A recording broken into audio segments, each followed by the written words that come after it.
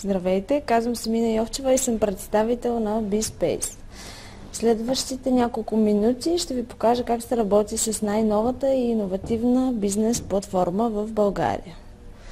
По този начин изглежда началната ни страница на btrentspace.bg. Тук са разписани част от основните ни услуги, виртуални офис асистенти, почасови офиси и консултантски услуги. Също така, предполагам, виждате, може да се регистрирате. Регистрацията е абсолютно безплатна. Тук може да разгледате повече информация за самите нас, за BSpace, какви са предимствата да ползвате нашата онлайн платформа, кои хора са ни потребители. В следващата графичка услуги може да разгледате услуги, предлагани от BSpace, услуги, предоставени от наши партньори или други услуги. Услугите, които се предлагат от нас, са свързани с бизнес консултации, недвижими имоти, изготвяне на всякакви официални кореспонденции. А виждате тук всички други услуги, предоставени чрез наши партньори. Общо взето сме събрали пълна палитра от услуги. Имаме етап за франчайзинг, където е дадена малко информация и как може да станете част от нас. И следващия етап са контактите, където са разписани адреси, телефони, имейли, на които може да се свържете с нас.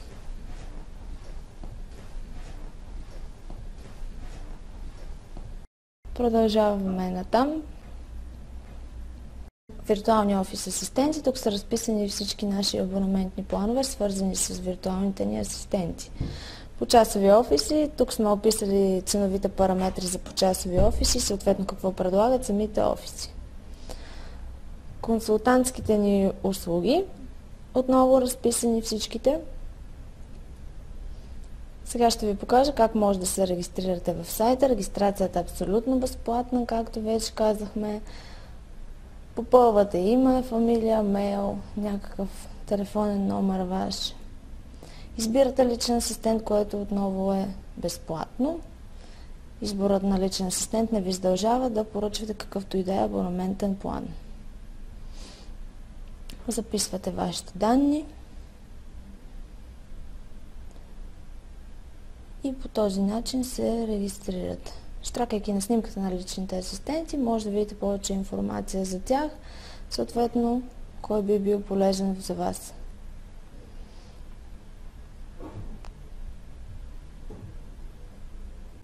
Избирате си личен асистент, отбелязвате, че сте запознати с общите условия на нашия сайт и съответно си правите регистрацията. Юридическо лице, ако желаете, може да попълните име на фирма, съответно за издаване на фактура.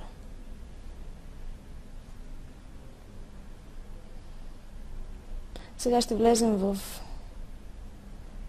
работният панел, за да видите как работи отвътре, след като сте си направили регистрацията.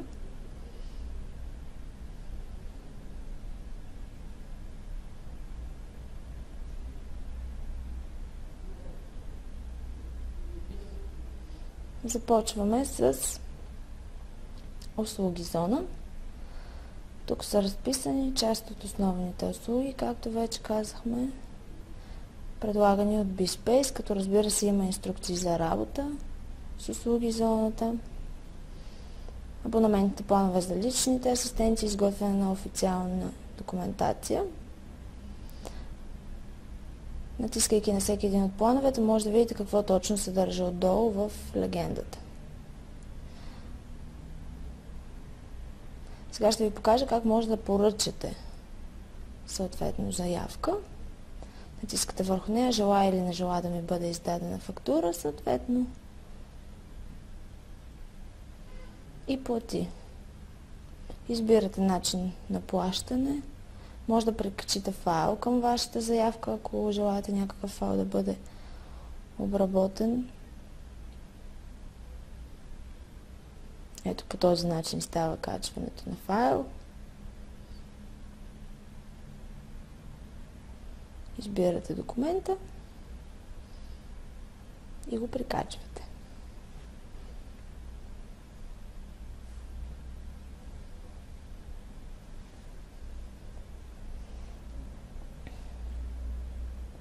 След което вече избирате начин на плащане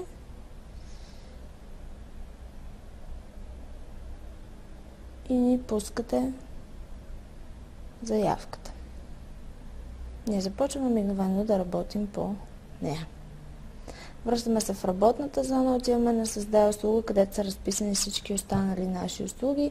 Отново има инструкция за работа.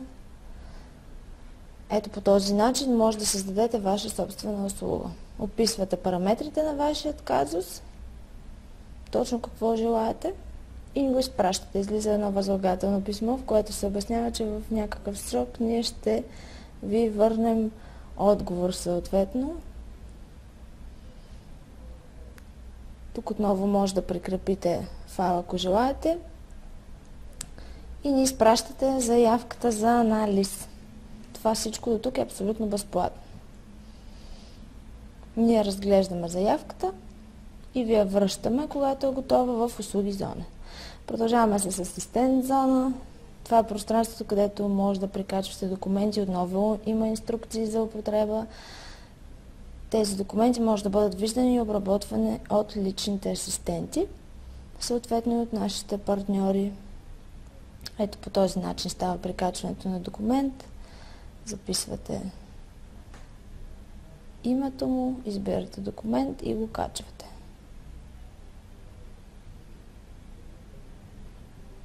Имате опция, разбира се, да си го свалите след това или да бъде изтрит по ваше желание. Продължаваме с лична зона. В личната зона отново може да прикачвате документи, да създавате папки, да организирате вашата документация по папки, като създаването на папка става последният начин. Описвате името на вашата папка и създавате нова папчица. Прикачването пък на файлове става ето по този начин. Заглавие на документа. Прикачвате си отново файла. И той се качва във вашето лично пространство. Личната зона е абсолютно индивидуална, никой не може да я вижда, нито личните асистенти. Това е вашият iCloud. Продължаваме натам с календар, че то се синхронизира постоянно с личните асистенти. Може да си добавяте напомняния, бележки, срещи. Ето по този начин избирате си час, заглавие и описание на срещата, натискате потвърди. Светва в жълто, защото вие сам сте си я записал. Долу има легенда в жълто, записана от потребителя. В зелено потвърдена от двете страни среща, когато вашият личен асистент я организира съответно. Продължаваме натам с онлайн чат, където може да комуникирате с вашият асистент по всяко едно време, да видите докъде са стигнали вашите заявки и документообработката. Ето, изпращате съобщение на личният ви асистент.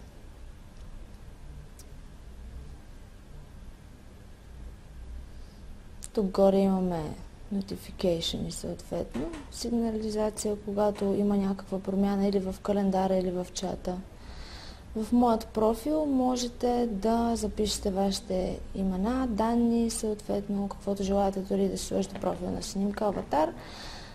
В следващият етап добави фирма. Можете да добавите една или няколко фирми по стандартния начин, на които да бъдат издавани фактури. Съответно. По всяко едно време можете и да изтриете тази информация. Избери нов асистент е рубриката, където може да си изберете нов асистент, в случай, че не сте доволни от вашият. Като разбира се, трябва да опишете някаква причина, поради която искате да смените личният си асистент. Имаме едно калкулаторче за бързи сметки да наровите по приложения. Ето тук са нашите бизнес късметчета. Може да изтеглите късметче, да го споделите в социалните мрежи, в случай, че ви харесва И общо взето по този начин се работи с платформата на BSpace. Надявам се изминалите няколко минути да сте били завладяни от концепцията на BSpace и очаквам да станете част от клубът на BSpace.